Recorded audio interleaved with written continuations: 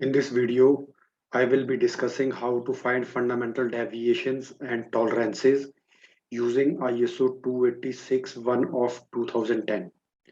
So this ISO 286 provides us with some tables to find fundamental deviations and tolerances. The table in the screen right now is used to find fundamental deviations for holes A to M. Now here in this table, we can see the nominal size is given by the first two columns.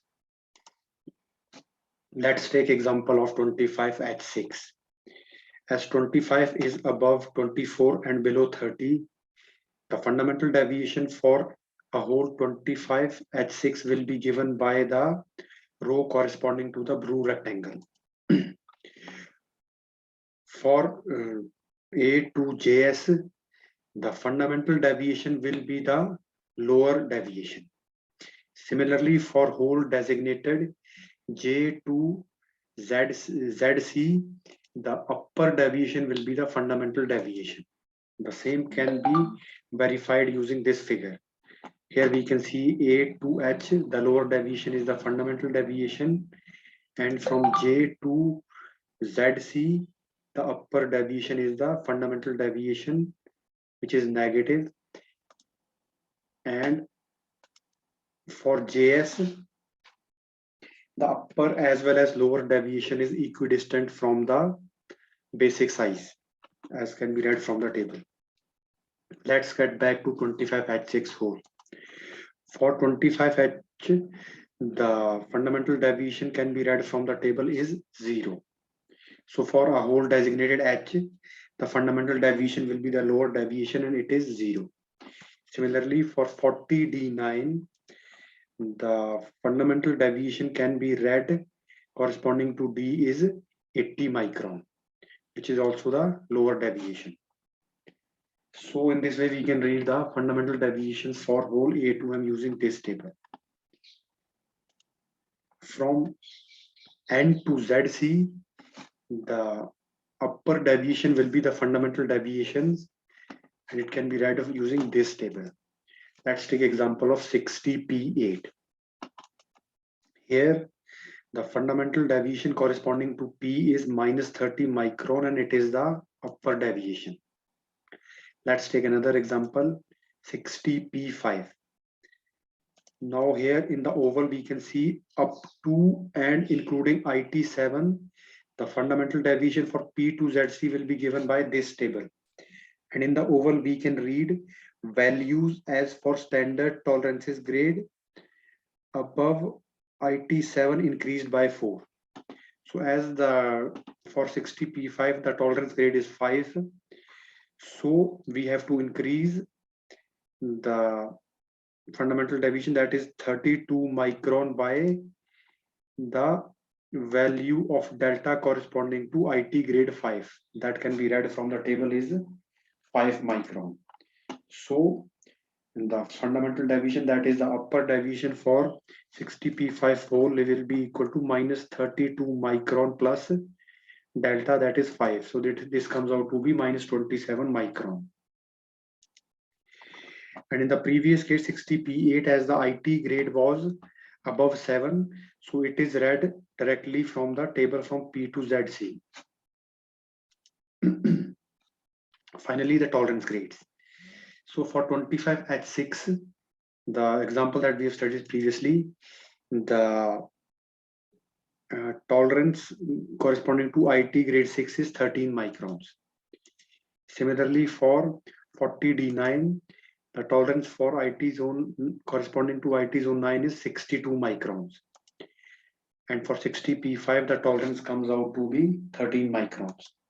And once we have found the lower as well as the upper deviations, once we have found the fundamental deviation and the tolerance zones, we can find the other deviation using the formula. For 25H6, the lower deviation was 0 and the fundamental deviation is equal to the tolerance, as can be seen from the figure.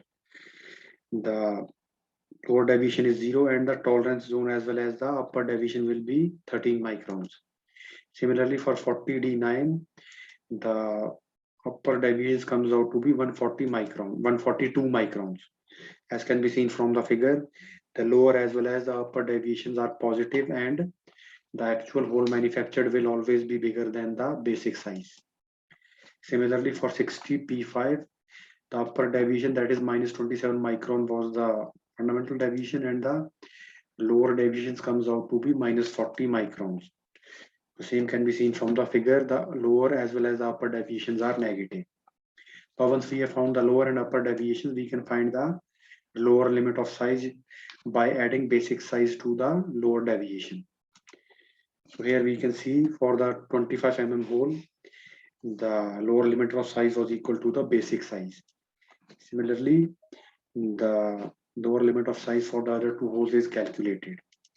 And we can find the upper limit of size using the formula shown here accordingly. Values of fundamental deviations for shaft A to J will be found using this table. Here we can see for shaft A to JS, the upper deviation is the fundamental deviation. So let's take example of 30E8. So for 30E8, the fundamental deviation, that is upper deviation, is minus 40 microns. So here we can see that the upper deviation will be negative for hole designated from A to H, and for H the fundamental deviation is 0. And for 30E it comes out as minus 40 microns. Similarly, for shafts K to ZC, lower deviation is the fundamental deviation, and for let's say 50K5, the fundamental deviation comes out to be 2 microns.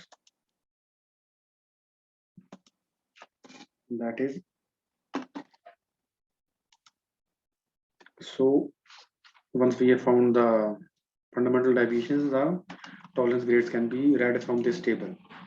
As can be seen for the 30E8 shaft, the tolerance is 33 microns. Similarly, for 50K5, the tolerance corresponding to IT grade 5 is 11 microns. And once we have found the tolerance grades and the fundamental deviations, the other deviation can be found using the relation shown in the figure. For this 30E8, the lower deviation is minus 73 microns.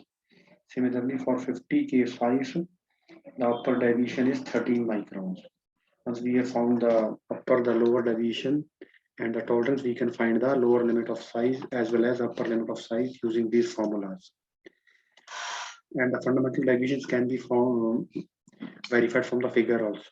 As can be seen for 30E8, the upper deviation is the fundamental deviation and it is negative. Similarly, the tolerance zone will extend downwards. Similarly, for the 50K5 shaft, the lower deviation is the fundamental deviation and it is very close to the basic size.